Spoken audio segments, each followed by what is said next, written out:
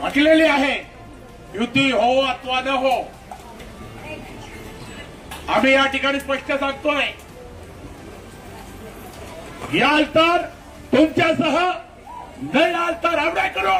या ठिकाणी शिवसेनेचे जे त्या लोकांना निवडून आणण्याचं काम शिवसेनेचा जिल्हा प्रमुख तुम्हाला चॅलेंज म्हणून सांगतोय की तुम्ही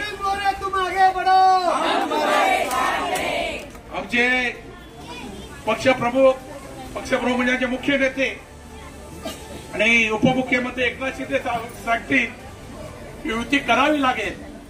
पक्षाचा आदेश आम्ही नक्कीच पाळू.